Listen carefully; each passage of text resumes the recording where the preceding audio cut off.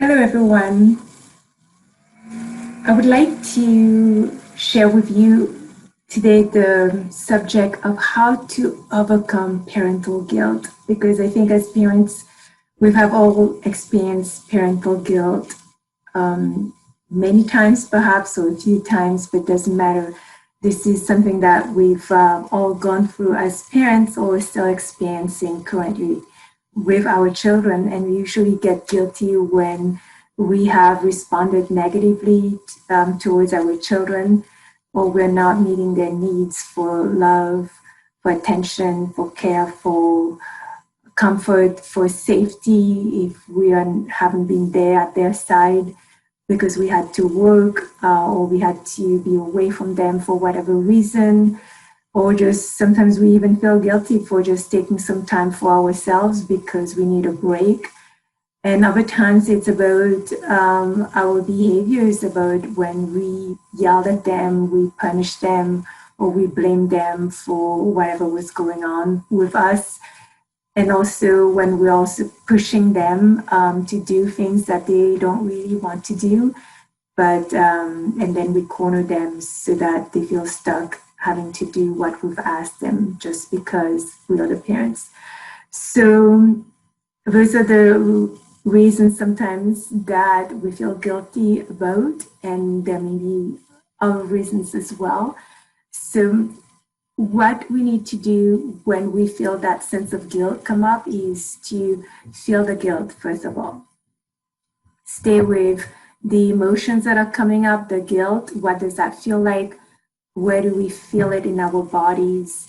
And just sit with it, because the guilt has come up for a reason, for you to understand something about yourself. Because beyond the emotion of guilt, which guilt and shame are two very, very, very low emotion, the lowest of emotions there are, when they arise, they're arising because there are underlying expectations that were not met, that we thought had to be met. And what's behind the expectations are also beliefs that we have about ourselves. So, for instance, if we are teaching a child math or whatever it is, and the child is not getting it, and now we're getting very frustrated, we're becoming impatient, we don't understand why they're not getting it, and we're not seeing what's really happening, but we are taking that responsibility because our child is not getting it. We feel responsible for it. And when we are feeling responsible for it, it makes us react in a certain way, either with impatience or anger, and perhaps we yell at the child in that moment. And then we can see how the child responds to us yelling, and now we realize what just happened, that we reacted inappropriately towards the child, and the child now is feeling down on himself or herself because we've raised our voice, and they sense our impatience that they're not getting what we're teaching. So it's important that we realize that, and perhaps we don't realize it in the moment, and we don't while it's going on. But after the fact, when that sense of guilt come up, the guilt is coming up to tell us, okay, there's something that wasn't aligned, that just happened. So therefore, we need to inquire what is going on from the inside, what pushed us to behave in a certain way towards our children. Because it's, at the end of the day, most of the time, it's not the children's fault. Yes, children do a lot of things, but also children do not have the level of understanding that adults do. Their brain do not develop until they are in their mid-20s. So in the moment, they are not understanding what is really happening. They can't comprehend what is happening with mom and dad as well.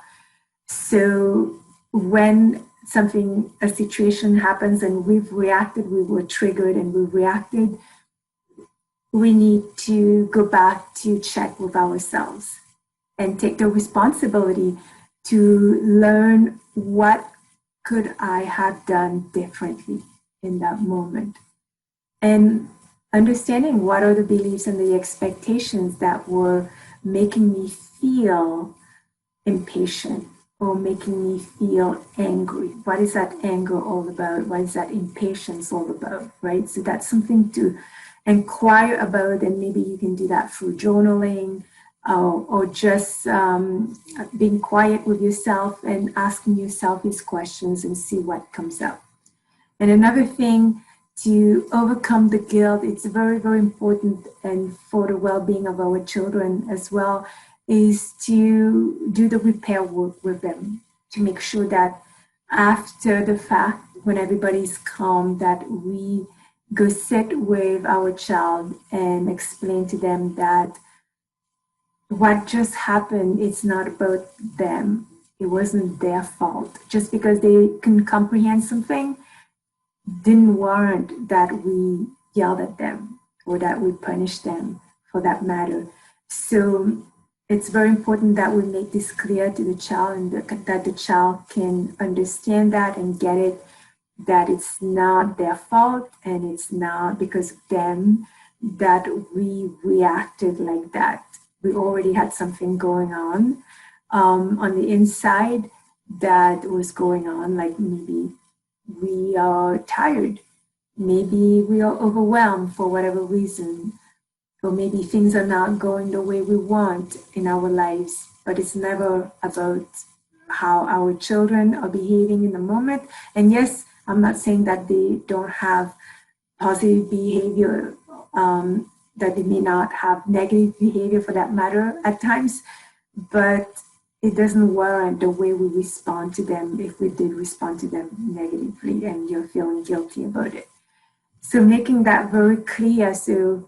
And that in itself, that act of repairing with our children will allow us to let go of the guilt, because we know now that yes, we may have hurt them in the moment, but they're not going to carry that hurt with them, that pain with them ongoing. And that they know that we still love them, that we're still there for them, and that we acknowledge, we are honest with them when we screw up, because then they will feel that, okay, it's okay to make mistakes, right? That I can screw up too, but that doesn't jeopardize my relationship with my parents. So those are the things that you can do. Inquire with yourself, sit with yourself. I know it's easier said than done, but the more you practice that, the easier it gets. And also do the repair work with your children. And as well as if you see yourself repeating the same behaviors that you're responding negatively ongoing, then it's time perhaps to ask for help from a professional, because there's plenty of people out there in the field of parenting and psychotherapy that can help you understand where these reactions are coming from, because every reaction comes from a thought, and every thought comes from a belief.